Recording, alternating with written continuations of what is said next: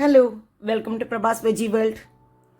ഞാൻ ഇന്ന് വന്നത് ഒരു ചെറിയൊരു ലെഫ്റ്റ് ഓവർ റെസിപ്പിയാണ് കേട്ടോ. ഇവിടെ കുറച്ച് കപ്പ ഉണ്ടാക്കിയപ്പോൾ ബാക്കി വന്നു.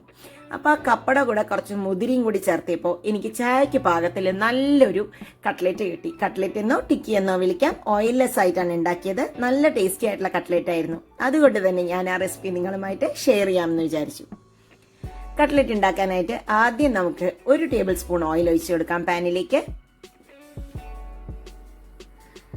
അതിലേക്ക് ഒരു 1.5 ടേബിൾ സ്പൂണോളം ഇഞ്ചിയാണ് ഇട്ട് കൊടുക്കുന്നത്. ഞാനിതിലധികം മസാലകളൊന്നും ഇടുന്നില്ല. ഒരു നാടൻ ഫ്ലേവറിലാണ് ഉണ്ടാക്കുന്നത്. ഇഞ്ചി അതുകൊണ്ട് ഞാൻ നല്ലവണ്ണം ഇട്ട് കൊടുത്തിട്ടുണ്ട്. അതിനെ നമുക്കൊന്ന് സോട്ട് ചെയ്തെടുക്കാം. സോട്ട് ചെയ്തതിലേക്ക് ഞാൻ ഒരു ഒനിയൻ ചോപ്പ് ചെയ്തതാണ് ഇട്ട് കൊടുക്കുന്നത്. ചെറുതായിട്ട് അരിഞ്ഞതാണ്. കുറച്ച് കരിവേപ്പിൻ്റെ ഇല ചെറുതായി അരിഞ്ഞതും കൂടി ഇട്ട് കൊടുക്കാം. അതിനെ ഒന്ന് നന്നായി പച്ചമണം മാറുന്നവരെ നമുക്ക് വഴറ്റാം. ഗോൾഡൻ ബ്രൗൺ ആവേണ്ട ആവശ്യമില്ല. ഇനി അതൊന്നായിട്ടുണ്ട്. ഇതിലേക്ക് ഞാൻ ഒരു 2 പച്ചമുളകിനെ ചെറുതായി അരിഞ്ഞതാണ് ഇടുന്നത്. അതിനെയും ഒന്ന് സോട്ട് ചെയ്തെടുക്കാം. നിങ്ങൾക്ക് വേണമെങ്കിൽ ഈ സ്റ്റേജിലൊക്കെ കുറച്ച് മഞ്ഞപ്പൊടിയോ എരിവോ ഒക്കെ കൊടുക്കാം. നമുക്ക് മസാലകളൊക്കെ ആഡ് ചെയ്ത് കൊടുക്കാം. ഇനി ഇതിലേക്ക് 1 കപ്പ് മുതിര വേവിച്ചതാണ് ഇട്ട് കൊടുക്കുന്നത്. ഈ മുതിരയിൽ ഓൾറെഡി ഞാൻ ഉപ്പിട്ട് കൊടുത്തിരുന്നു. അതുകൊണ്ട് തന്നെ മിക്സ് ചെയ്തിട്ട് വേണമെങ്കിൽ മാത്രമേ ഉപ്പിടുന്നുള്ളൂ. ഇതില് ആ വെള്ളമൊക്കെ ഒന്ന് വറ്റുന്നവരെ നമുക്കിത് വഴറ്റി കൊടുക്കാം. ഒരുപാട് ഡ്രൈ ആക്കരുത് കേട്ടോ. ഇനി അതിലേക്ക് ആഡ് ചെയ്യുന്നത് 1 കപ്പ് കപ്പ വേവിച്ചതാണ്. ഇത് ഞാൻ ഓൾറെഡി കപ്പ വേവിച്ച് ഡ്രൈ ആക്കിയതായിരുന്നു കേട്ടോ. കടുകും മുളകും ഒക്കെ ഞാൻ വറുത്തിട്ടതായിരുന്നു. ചെറിയൊരു എരിവൊക്കെ അതിനുണ്ട്. അതുകൊണ്ടാണ് ഞാൻ അതിട്ടത്. ഇനി അതിലേക്ക് 1 ടീസ്പൂണോളം ചില്ലി ഫ്ലേക്സ് ആണ് ഇട്ട് കൊടുത്തത്.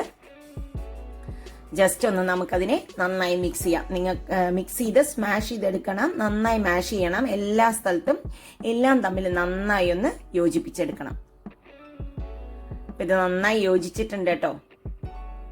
ഇങ്ങനെ തന്നെ നല്ല ടേസ്റ്റ് ആണ്. ഇനി ഇതിനെ നമുക്ക് തണുത്തതിന് ശേഷം റോൾ ചെയ്തെടുക്കാം. ഇപ്പൊ ഇത് തണുത്തിട്ടുണ്ട്. ഇനി നമുക്ക് ചെറിയ ചെറിയ കട്ട്ലറ്റ് പോലെ കട്ട്ലറ്റിന്റെ ഷേപ്പിൽ ഉണ്ടാക്കിയെടുക്കാം.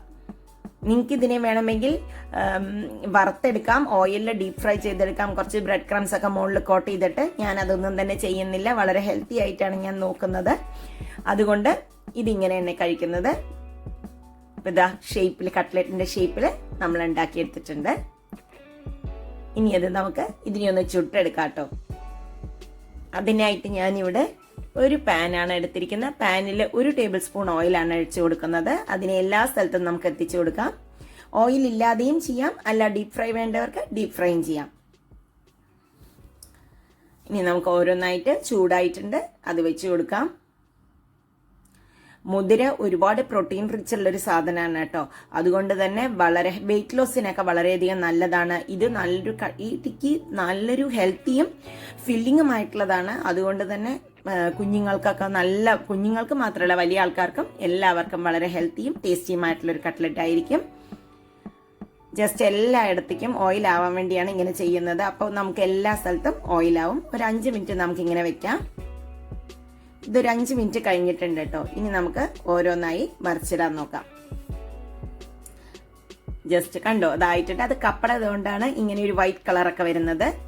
ഞാൻ കപ്പയിൽ ഓൾറെഡി മഞ്ഞപ്പൊടിയൊക്കെ ഇട്ടിരുന്നു. അതുകൊണ്ട് എക്സ്ട്രാ ആയിട്ട് മഞ്ഞപ്പൊടിയൊന്നും ഇട്ട് കൊടുക്കാതെ ഇരുന്നത്. എല്ലാവിടേക്കും നമുക്ക് മറിച്ചിടാം. ഇതെല്ലാം മറിച്ചിട്ടിട്ടുണ്ട് കേട്ടോ. ഇനി ഇതിലേക്ക് ഞാൻ കുറച്ച് ഓയിൽ ഒന്ന് ജസ്റ്റ് ഒന്ന് ഡ്രിസിൽ ചെയ്ത് കൊടുക്കണം. ഒരുപാട് ഓയിലിന്റെ ആവശ്യമില്ല. എല്ലാ സ്ഥലത്തും ഇങ്ങനെ തന്നെ ആക്കാം നമുക്ക്. എന്നിട്ടൊരു 2-3 മിനിറ്റ്. ഇതൊരു മീഡിയം ടു ലോ ഫ്ലെയിമിലാട്ടോ ഞാൻ വെച്ചിരിക്കുന്നത്. വളരെ മീഡിയം ഫ്ലെയിമിലാണ് വെച്ചിരിക്കുന്നത്. ഇതിപ്പായിട്ടുണ്ട്. നമുക്കിതിനെ സെർവിങ് പ്ലേറ്റിലേക്ക് മാറ്റാം. കണ്ടോ, നല്ല ഗോൾഡൻ കളറിൽ നല്ലൊരു ടേസ്റ്റിയും ഹെൽത്തിയുമായിട്ടുള്ള കട്ട്ലറ്റ് റെഡി. ഇനി നമുക്കിതിനെ പ്ലേറ്റിലേക്ക് മാറ്റാം. സെർവിങ് പ്ലേറ്റിലേക്ക് മാറ്റാം. അപ്പൊ ഞാൻ ഇതിനെ സെർവിങ് പ്ലേറ്റിലേക്ക് മാറ്റിയിട്ടുണ്ട് കേട്ടോ. ഇതിന്റെ കൂടെ സോസിന്റെ കൂടെയോ അല്ല എങ്കിൽ പുതിന ചട്നിയുടെ കൂടെയോ ഒക്കെ ഇത് കഴിക്കാവുന്നതാണ്. വളരെ ഹെൽത്തിയും ഫില്ലിങ്ങുമായിട്ടുള്ള ഈ കട്ട്ലറ്റ് നിങ്ങൾക്ക് എല്ലാവർക്കും ഇഷ്ടപ്പെട്ടു എന്ന് ഞാൻ വിചാരിക്കുന്നു. ഇഷ്ടപ്പെട്ടാൽ ലൈക്ക് ബട്ടനും കമന്റ് ചെയ്യാനും ഒന്നും മറക്കരുത് കേട്ടോ. സബ്സ്ക്രൈബ് ചെയ്യാത്തവർ സബ്സ്ക്രൈബ് ചെയ്യാനും. അടുത്ത വീഡിയോയിൽ കാണാം.